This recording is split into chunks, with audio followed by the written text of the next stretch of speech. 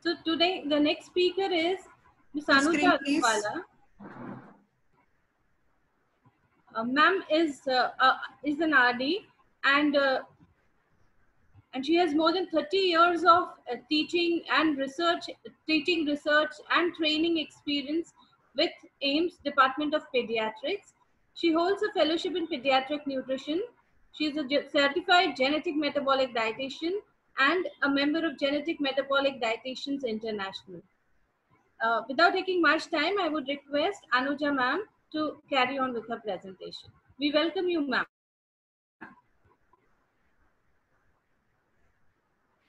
Ma'am, you are on mute. And I would like to tell the participants that Anuja ma'am is back because there's a request that we want to learn more from Anuja ma'am. So welcome ma'am, and we look forward to listen more from you.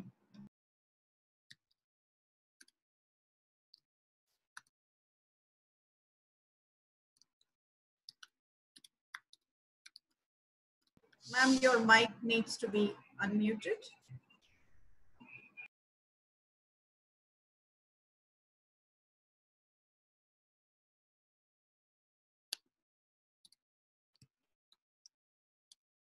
Unmute. Yeah. I hear you. Can you hear? Can you hear now? Yes, ma'am. Yes, ma'am. Yeah. Okay. Right. Okay. So at the outset, I would like to thanks MS University and everyone who has invited me again.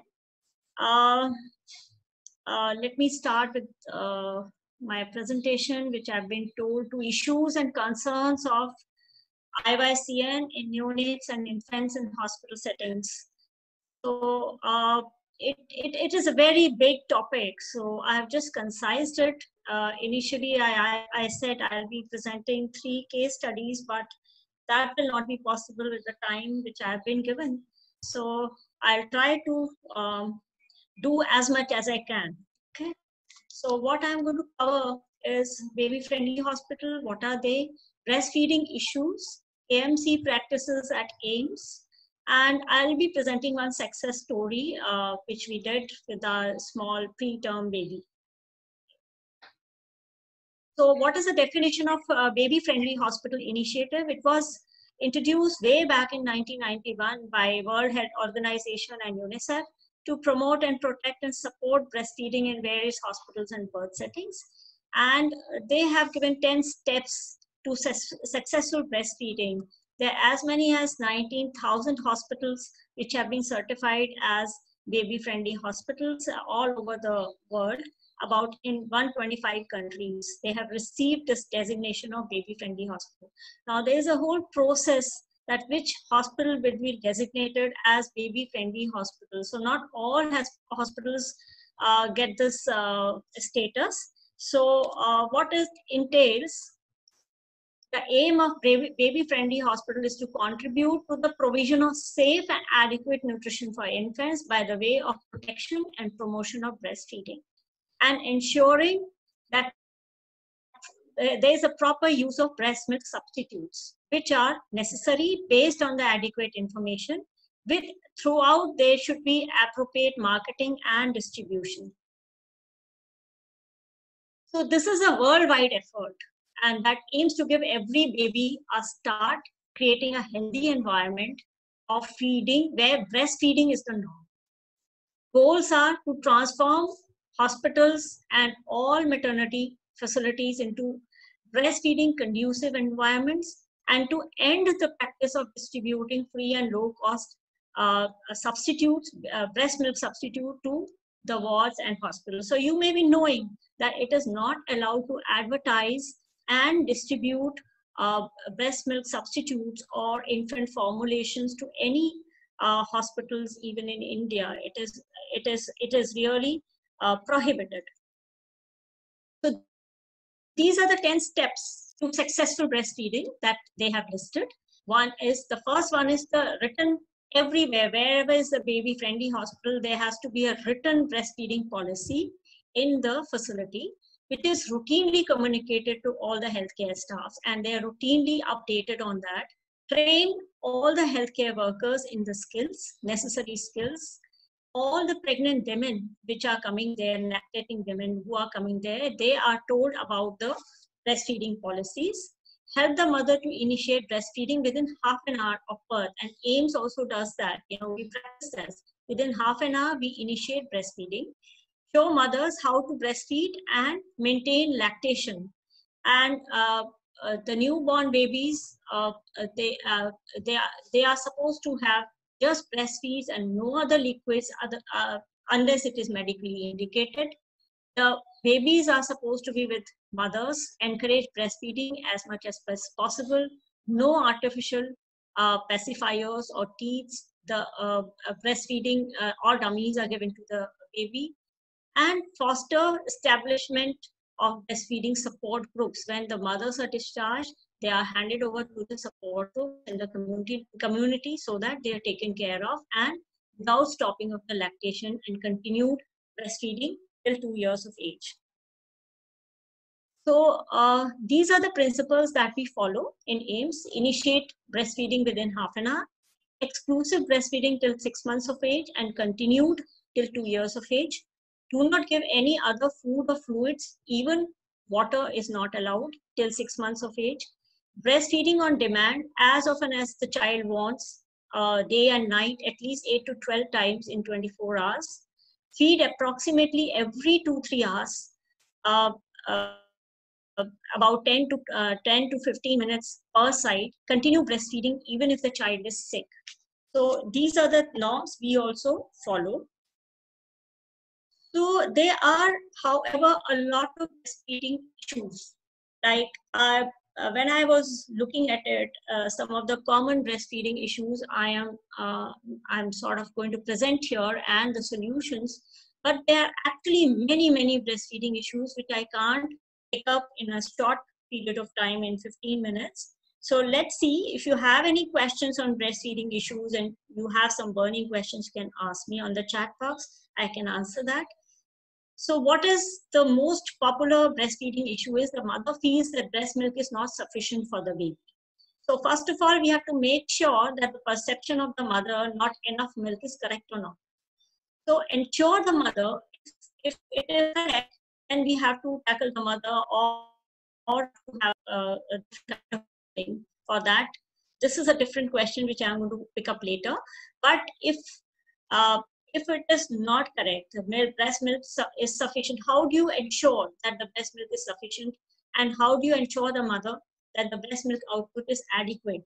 Is if the baby sleeps soundly for 2-3 hours after breastfeeding, he's passing adequate urine at least 6 to 8 times in 24 hours, and baby is consistently gaining weight at the rate of 20 to 30 grams per day.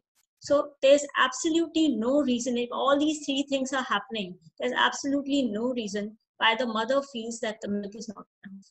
So one can talk it over to the mother and say all these things are happening, so she should not worry about the child. Next issue is mother producing adequate breast milk, but infant cannot be offered. These are the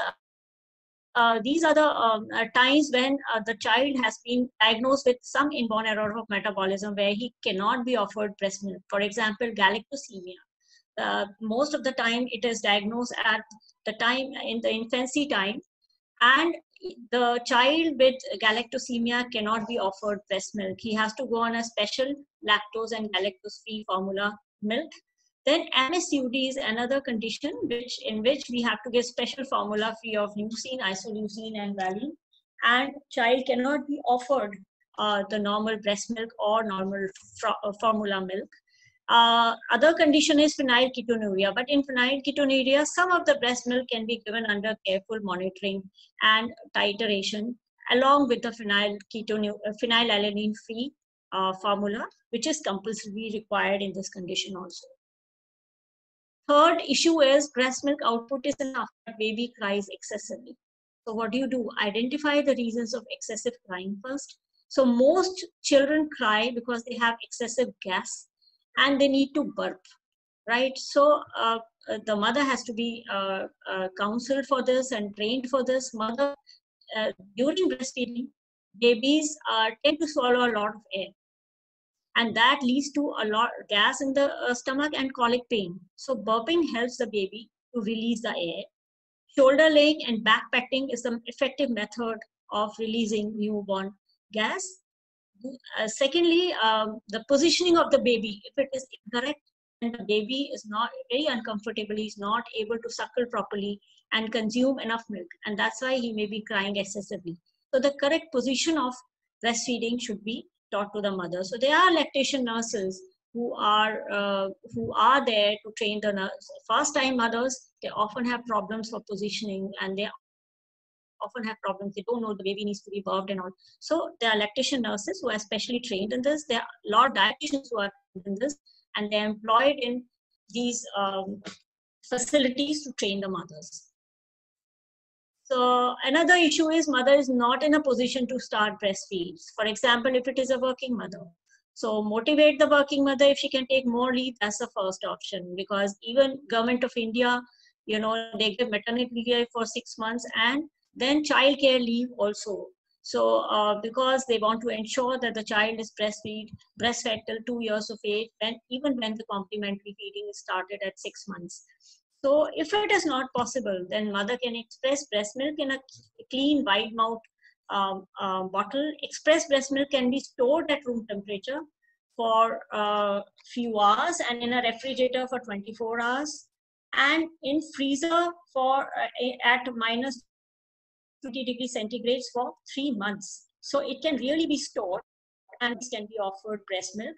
In order to ensure adequate lactation, mother should express milk many times over 24 hours. So only thing is she should learn the method of milk expression, and this thing has to be taught to the mother by the lactation nurses or the lactation dietitians. Another issue, not in a position to breastfeed, is when the mother is sick.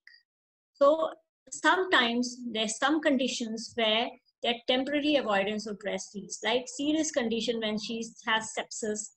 So she cannot be breastfeeding at that time, herpes simplex, or mother is on some sedating psychotherapeutic drugs or anti-epileptic drugs or cytotoxin chemotherapeutic drugs. In that case, it has a lot of side effects like drowsiness and respiratory distress, thyroid suppression, electrolyte abnormalities, and in such conditions, baby cannot be breastfed. But fever and URI and all that, those kind of things, continue breastfeeding. Breastfeeding doesn't need to be stopped on simple fevers and URIs and coughs and colds. There are, however, some difficult situations like breast abscess. Should you stop breastfeeding at such times? No. Continue feeding. Feeding should continue from non-affected breast. If the mother is suffering from hepatitis B, the child should be given hepatitis B vaccine within 48 hours and as soon as possible. Mastitis, if the breastfeeding is painful, express breast milk should be given to the child. If the mother is suffering from tuberculosis, we have now the national tuberculosis guidelines that should be followed for the feeding of the baby. And substance use by the mother, alcohol, other stimulants. In that case, what should you do? The mother is that would sedate the mother as well as the baby, and there are other harmful effects. In that case, we have to take a call whether we can continue, the mother can continue breastfeeding or not. So another issue is mother actually not producing enough breast milk. So we can try methods of relactation. So for relactation, pump can be used to express milk. Medical prescription for use of hormones and tablets, that can be done. Adaptive breastfeeding methods can be used, and galactogogues can be used. Breastfeeding output is not enough, then one should also look in for the nutritional intake of the mother. And we have found if you improve the nutrition intake of the mother, then breast milk output definitely improves. Counsel the mother regarding her own diet. Increase fluids in the diet. She has to take fluids to the tune of 2 to 2.5 to 3 liters. So the best thing is to give her a lot of milk, which has proteins as well as fluids. Galactogogues can be prescribed, and parenteral increases the breast milk output. But that's a medical prescription. So based on if the mother is comes to you early on, the child is very small, perinorm can be effective, but otherwise at some stage, perinorm also is not effective. If there's actually no breast milk, what would you do? What are the options? Formula versus the undiluted cow's milk. There are issues with both type of milk. Then milk banks, there are safety issues. So there are, as I said, I have just listed over here a few issues, breastfeeding. There are many, many issues and we need to learn. So we can have another lecture on that, or if you want full detailing of these things, I can share a link with you, which you can go and see a lot of videos on this. Just a second.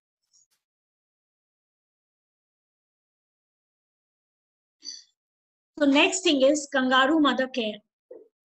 Ours is a WHO collaborating center for newborn. And this link which I have given at the bottom is actually gives a lot of videos which has been made with WHO in collaboration with WHO and AIIMS for learning. So I would advise all of you who are interested in newborn nutrition, as well as want to know the conditions of newborn, kangaroo mother care, and baby-friendly hospitals, you click on this link, and there are a whole lot of videos made by WHO and AIIMS.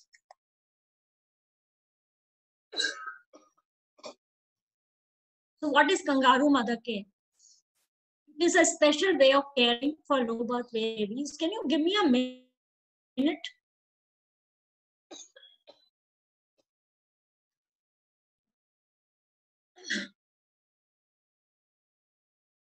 And this is a way to improve the health of the babies. By definition, kangaroo mother care refers to the practice of providing continuous skin to skin between the mother and the baby, exclusive breastfeeding, and early discharge from the hospital. That is the aim. The baby is continuously, like a kangaroo, the mother is continuously keeps the baby on the skin to skin touch contact and exclusively breastfeed. This kangaroo mother care is actually recommended routinely for newborn who are weighing less than 200 grams or lesser at birth. And it should be initiated at the healthcare facilities as soon as the newborn is clinically stable. If the continuous kangaroo mother care is not possible for the mother, intermittent kangaroo mother care can also be given.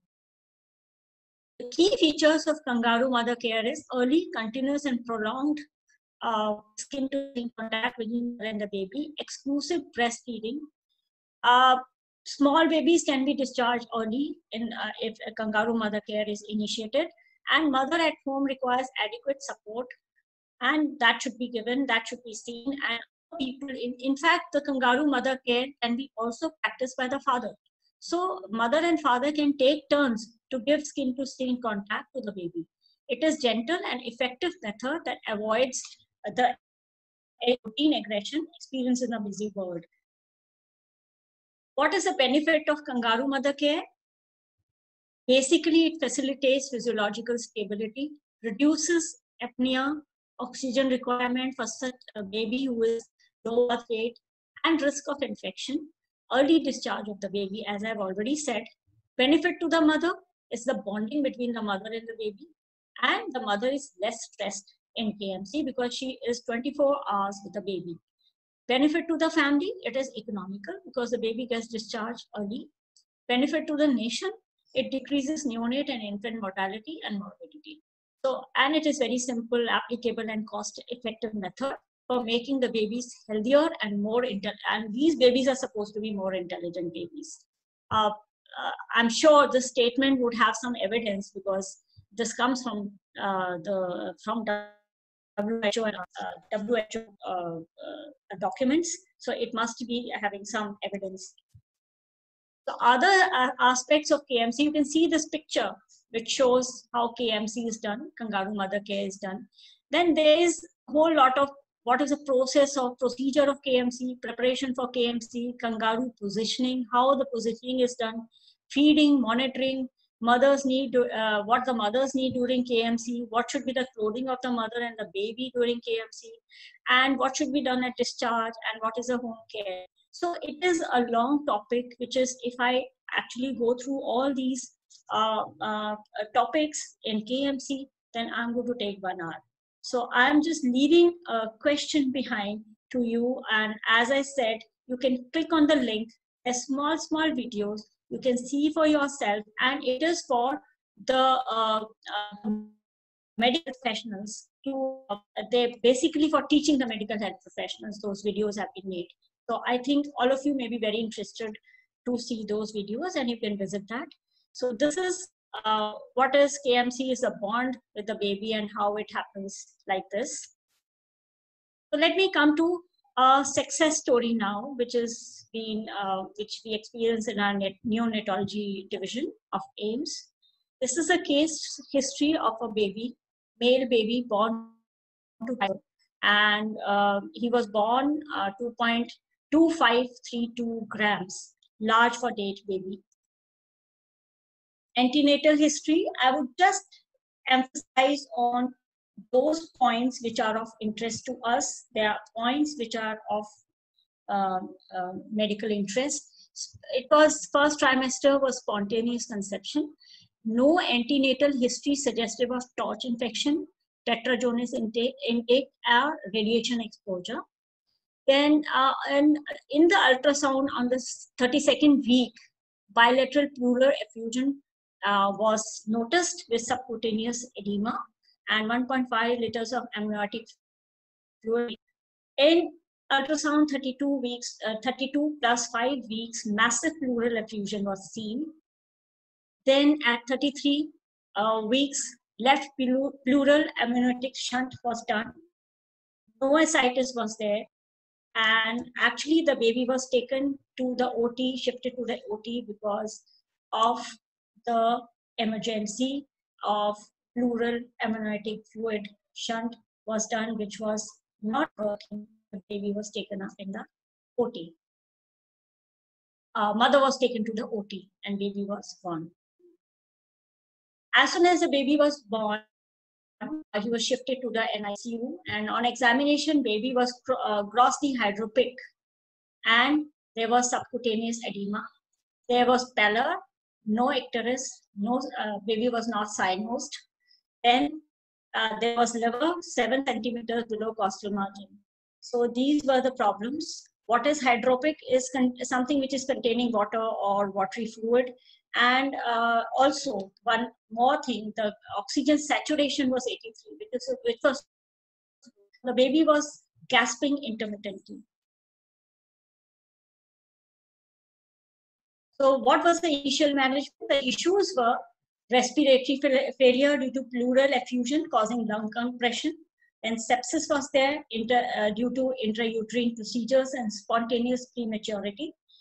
Post-asphyxia lung injury was there. Hydrops was there. Shock, baby was in shock. So initial therapy included immediate ventilation. Pleural fluid drainage was done. He was kept NPO, and a total parenteral nutrition was started. And it was followed slowly by MCT enriched formula. Resistant cases are actually given trial of octreotide. So this is a drug which I'm just going to come on, and surgical ligation of thoracic duct is done.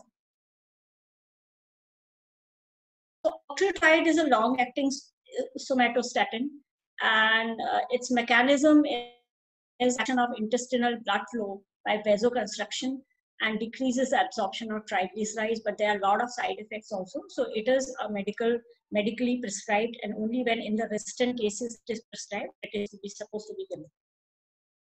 So I'm not going into the details of this. What is important is that there were issues of respiration, there were issues of pleural effusion. Baby was hemodynamically not stable. He was fed on IV fluids initially, and then shifted to total parenteral nutrition. Octreotide was started. He was septic. Baby had sepsis, and there was worsening of shock due to Pseudomonas infection on the day 5. And baby also had acute kidney infection, and therefore peritoneal dialysis was done, and a whole lot of API regimen was followed. Thereafter, on day 40, the respiration was better, hemodynamically, baby was better, he was stabilized. And on day 65, you can see the oxygen by open tube was given to the baby. So he was better and hyperventilation was stopped. Then feeding, he was, as you know, he was previously fed on TPN, then followed by EBM, express breast milk, and he was subsequently started on a formula called Smile MCT. He did not tolerate this formula. It was 5 days he went on to this formula, and finally we started on skimmed milk. He continued on skimmed milk, he tolerated it, and subsequently, because skimmed milk contains very few calories, he was not able to gain weight. We added on some MCT oil, and subsequently we added some cornstarch to the feed to make up to the 1 calorie per ml optimum kilocalories. And sepsis, again, off and on, the child would get sepsis, pseudomonas, and he was treated continuously on antibiotics. So in this around, from all these, which is important is that on post Smile MCT, start of initiating post Smile MCT, there was no improvement on drainage. There was a drain which they were doing on day 2, day 6, and a lot of fluid they were draining out from the child because of worsening ascites. A lot of tapping was done, and he was also on a lot of antibiotics. But when we gave Smile MCT formula, there was no improvement. Post skimmed milk, drain decreased, output decreased, and the baby improved.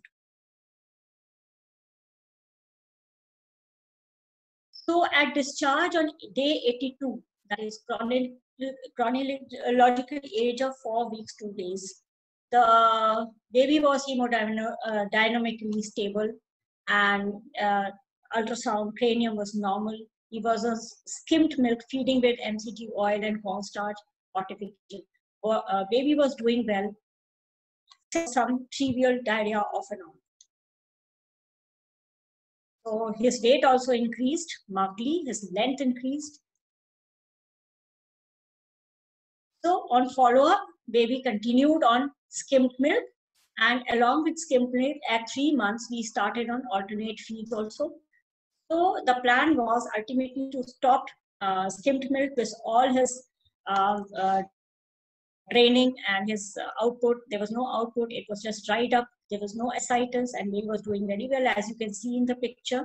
And he was called on a next follow-up to stop skimmed milk.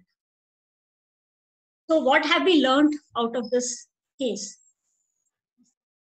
If you look at it, all the nutritionists will be very interested that we manage this baby on the indigenous formula. And actually, to tell you the truth, the Smile MCT formula, although the name is Smile MCT, it has a lot of long chain triglycerides also. And that's why probably the baby did not do so well. So the total fat, as you can see in breast milk, is 4.1, and that's why the breast milk had to be lowered in this case. Smile MCT was 3.6, and skimmed milk is only 0.1 gram. And when we added MCT oil to it at the rate of 1 ml per 100 ml, it was only 1.1. Smile MCT, in breast milk is 12% and only 7.4% in Smile MCT. Kilocalories, 100 ml of breast milk is 64, 67 in Smile MCT, only 30 in skimmed milk, and that's why we wanted to fortify it. After fortification of MCT, it was 42 kilocalories, and further added on to corn flour to the tune of making it to 1 calorie per ml. The protein also, you can see in skimmed milk, it is much better than breast milk, Smile MCT, and mind you, it is an infant who is low birth weight. So we have to give higher amount of protein. So it all collectively, the skimmed milk fortification worked very well for this baby.